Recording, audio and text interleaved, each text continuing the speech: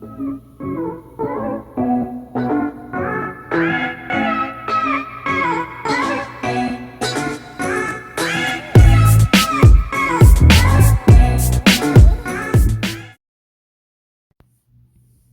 everyone to our 6th video.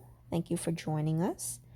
So in this video, we're going to take a look at what we did with the framework for the closet, the electrical outlets, and then actually us starting our sheetrock for the ceiling.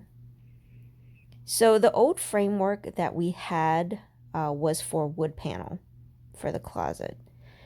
So the frame was very flimsy. So when you're using sheetrock to replace that, you want to have a good frame and good sturdy frame. So that's what we're doing here. And then, like I said, because it's the only closet we're going to have in the room, we actually extended it more than a third more than what it was. So I think that's a pretty good closet space for 2 people.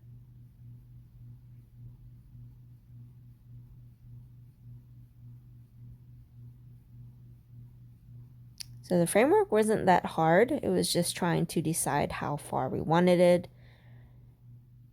and how much space we actually wanted for both him and I to go into the closet. And I didn't want it too deep because I was worried about it being dark and whether we wanted a closet that would potentially be dark inside. But luckily, with the amount of space that we had, it was more than enough for him and I to walk into. So it's a semi walk-in closet, if you want to say. And then we actually added recessed lighting inside the closet as well, which was pretty awesome. So it was more than enough light in there, and it didn't feel dark once we actually had completed it.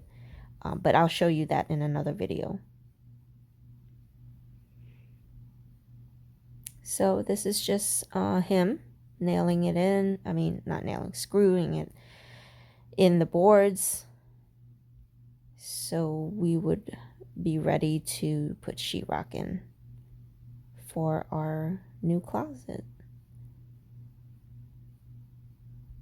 It actually took more work to put sheetrock in this closet because of the space, but the framework was pretty easy.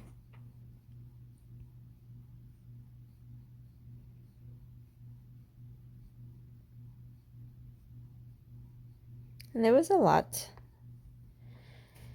that we kind of didn't think about when we were renovating. But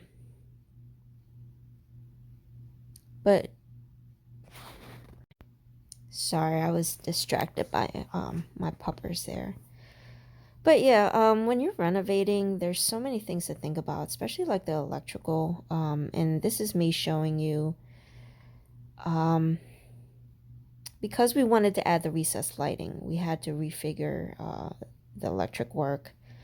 And then when he actually opened up the box and then looking at all the wires that was going around, we had to like reconfigure where we would put the plug for the AC and whether it was going to hold enough power to have also the fan, and you'll see that a little bit later in the video.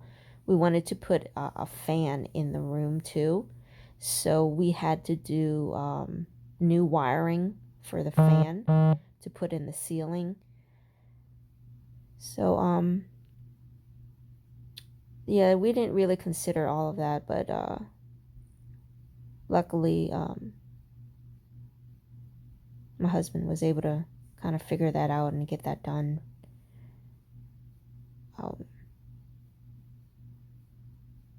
And like I said before, we aren't like professionals. You know, we look at YouTube videos like you guys for ideas and inspirations, and to-dos and, DIYs.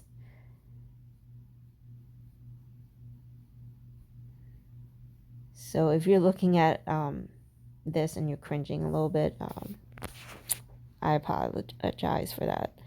But I think we did a great job. And I think we kind of did the best we could with what we had. And this is a good example right here. So I wouldn't recommend anyone to do it this way. However, we did, and it was efficient as far as putting up the drywall and the ceiling. Usually there is a support, and I've seen that in other videos where there's actually like a machine, not a machine, but like a more sturdy thing to hold up the drywall on the ceiling. And if we were to get that, it would have cost some money to actually rent that.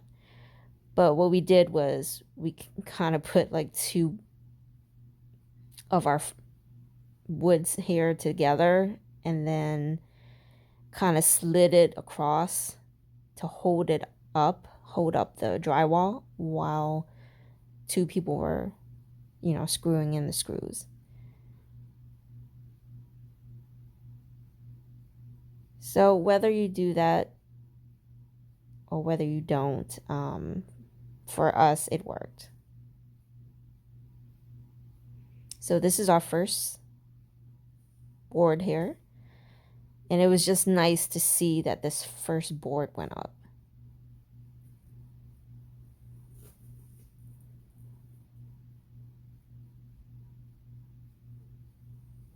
It makes the room look very open and very bright versus that old panel that was on there before.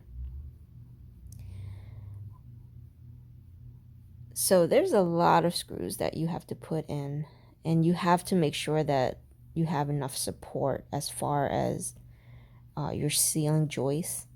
So he actually had to add more joists to what was already there just to make sure we had enough support to hold the sheetrock. So that's very important. You can kind of see it from this video up at the ceiling. So the old one you could see, and then the new one where we kind of underlaid it on the old one so that we made sure that we had enough support.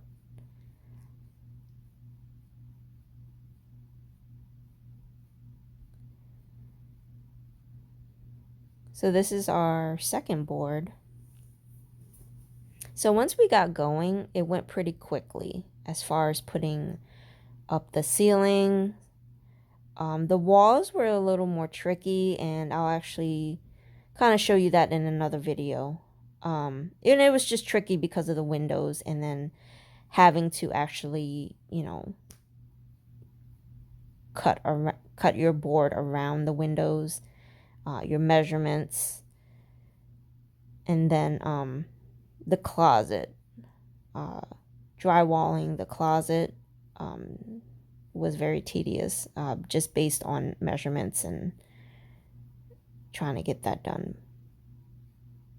And this is our third board. So after we got that up,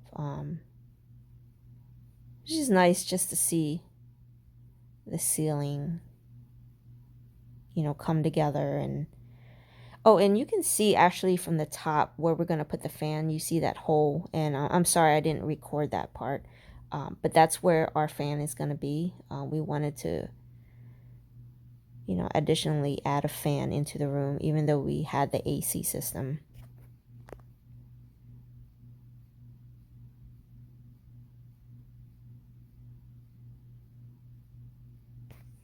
And we actually got like a really nice fan from Home Depot. And I believe it was like $50, and it was really nice.